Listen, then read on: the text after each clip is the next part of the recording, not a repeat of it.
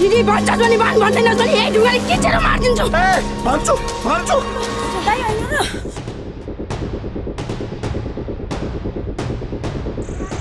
भन्ने मात्र होइन, तेरो बुढाले लगेको सबै ऋण साउ ब्याज सब लिएर आउने भन्ने, नत्र भने तिमीको उठीबास लगाउने छु।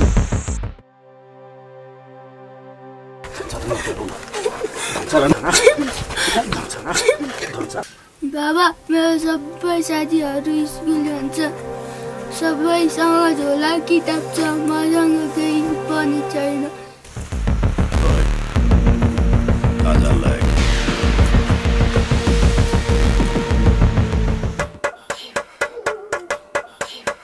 के त लास चाहियो, के सास चाहियो? मन दिन्छु तेरो छोरालाई, मेरो भेडा किन दिस? कान खोलेर सुन। बाबा, तपाईँ सधैँ यसरी रक्सी खाएर किन हुन्छ? मेरो बहिनी जसले आँखा लाउँछ यसको आँखा निकालेर म बच्चा हेर्छु। पहिले यहाँ आएर पहिलेको ऋण चुक्ता गर्ने अनि मात्रै पैसा लिन आउने। ला पैसा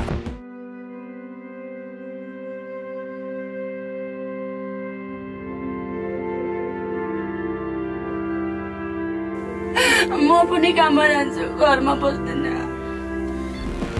मैले 3 महिनाको लागि भनेर ऋण लिएर गएको थिएँ। अहिले कति भयो? 6 महिना भइसक्यो।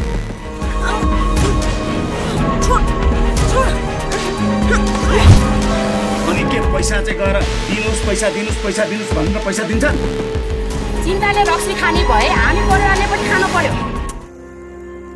फेरि झुट, फेरि झुट। यो भेडा के तेरो बाउको हो?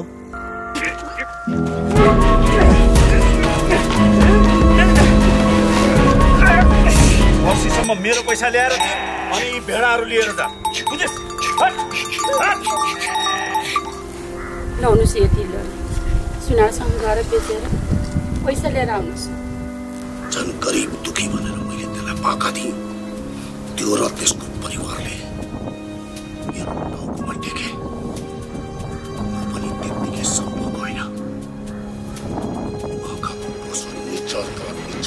साउ भएर म आज यहाँसम्म आएको छु। बुझ्यौ तिमीहरूले?